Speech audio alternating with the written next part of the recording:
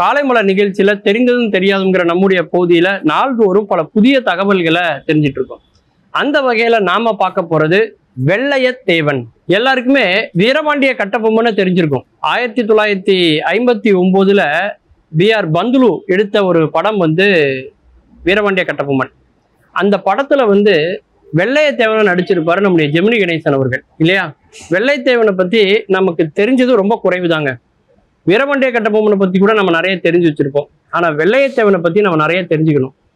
நம்முடைய வீரபாண்டிய கட்டபொம்மனுடைய போர்படை தளபதியாக இருந்தவர் தான் வெள்ளையத்தேவன். உண்மையிலே ஒரு மாவீரன் அப்படின்னு நம்ம வெள்ளையத்தேவனை வர்ணிக்கலாங்க. நம்முடைய ராமநாதபுரம் மாவட்டத்துல உள்ள சேதுபதி சீமையில உட்பட்ட சாயல்குடி அப்படிங்கிற ஒரு பகுதிக்கு தலைவனாக இருக்கிறவர் தான் மங்களத்தேவர். அந்த மங்களத்தேவனுடைய மகன் தான் நம்முடைய வெள்ளையத்தேவர். வீரபாண்டிய கட்டபொம்மன் என்ன பண்றாரு, எட்டயபுரத்திலேருந்து நமக்கு நிறைய பிரச்சனைகளா இருக்கு, அப்பனால அவங்கள அடக்கிறதுக்காக ஒரு உதவி கேட்டு அவர் தூது சொல்றாரு. அப்போ அவருடைய வேண்டுகோளை ஏற்று மங்களத்தேவர் என்ன பண்றாரு, தனக்கு பதிலா தன்னுடைய பையனான வெள்ளையத்தேவரை அனுப்புறாரு. அப்படித்தான் வீரபாண்டிய கட்டபொம்மனுக்கு வெள்ளையத்தேவனுடைய வீரம் அவருக்கு தெரியுது.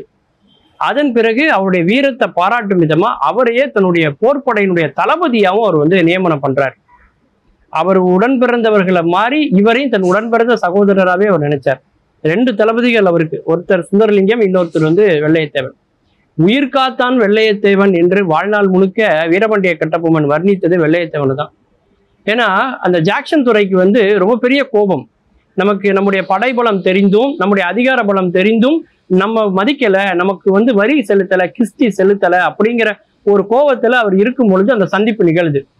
அப்போ அவர் என்ன சொல்லியிருந்தாருன்னா, ஒன்று அவர் நமக்கு வரி கொடுக்க வேண்டும், இல்லை என்றால் இந்த சந்தர்ப்பத்தை பயன்படுத்தி அவர்களை நம்ம கைது பண்ணணும் அப்படின்னு அவர் ஏற்கனவே திட்டமிட்டிருக்கார்.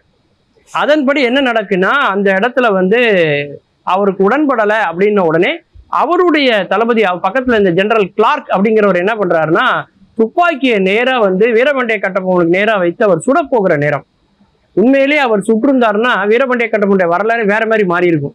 ஆனா அப்படிப்பட்ட நேரத்துல கொஞ்சம் கூட தாமதிக்காம தன்னுடைய உடைவாளை எடுத்து ஜெனரல் கிளார்க் அப்படின்னு சொல்லக்கூடிய அவரை வெட்டி சாய்த்து அவருடைய தலை வீரபாண்டிய கட்டபொம்மன் பாதத்துல விழுற அளவுக்கு பண்ணவர் யாரு அப்படின்னா வெள்ளையத்தேவன்.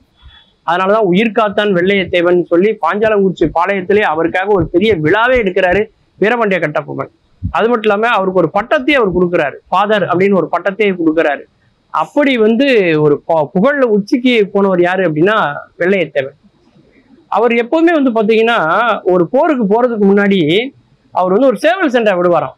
அவர் வளர்த்த சேவல் வெற்றி பெற்றா போர்ல அவர் ஜெயிச்சாரு அப்படின்னு அவருக்கு ஒரு நிமித்தம். அதே மாதிரி அவர் சேவல் எல்லா போட்டியிலையும் வெற்றி பெறுமா, அதே மாதிரி அவர் அந்த போர்லயும் வெற்றி பெறுவார். அப்படி ஒரு சென்டிமெண்ட் அவருக்கு இருந்திருக்கு.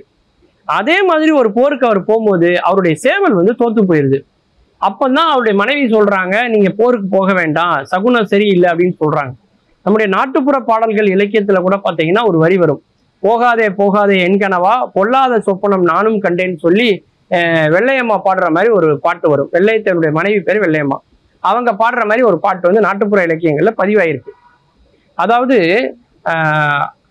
வீரபாண்டிய கட்டபொம்மன் தன்னுடைய தம்பியா இருக்கக்கூடிய ஊமைத்துறையோட நம்முடைய திருச்செந்தூர் கோயிலுக்கு அவர் சாமி தரிசனத்துக்காக வந்திருக்காரு செப்டம்பர் 1.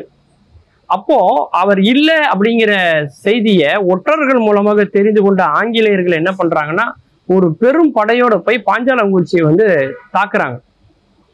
அப்ப ஒரு பெரிய போர் நடந்துகிட்டு இருக்கு. அப்போ அது வீரமா இருந்து அதை போர் செய்தவர் யாரு அப்படின்னா நம்முடைய வெள்ளையத்தேவன்.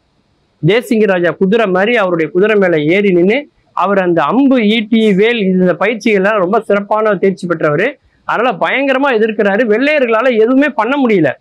அந்த அளவுக்கு படைகளை குமிச்சிருந்தாலும் கூட அவங்க கிட்ட ஒரு சில குறிப்பிட்ட படைகள் தான் இருந்தது அப்படின்னாலும் இந்த படைக்கு தலைமை தாங்குனது வெள்ளையத்தேவன். அதனால அந்த ஒரு உத்வேகத்தோட அவங்க போரிடுறாங்க. உண்மையான வரலாறு என்னன்னு பாத்தீங்கன்னா, அந்த அபாய சங்கு ஊதுறாங்க. சங்கு ஊதுனாலே அந்த போர் முடிந்து விட்டது, அந்த நாள் முடிந்து விட்டதுன்னு அர்த்தம். அதற்கப்புறம் யாரும் சண்டை போடக்கூடாது.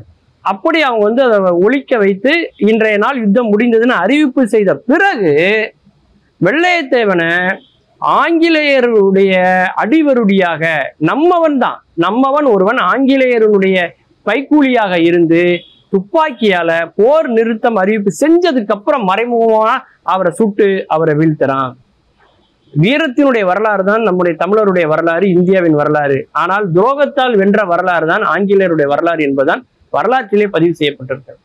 மீண்டும் பல புதிய தகவல்களோடு, அதில் அறியப்படாத பக்கங்களோடு உங்களை சந்திக்கிறேன். நன்றி, வணக்கம்.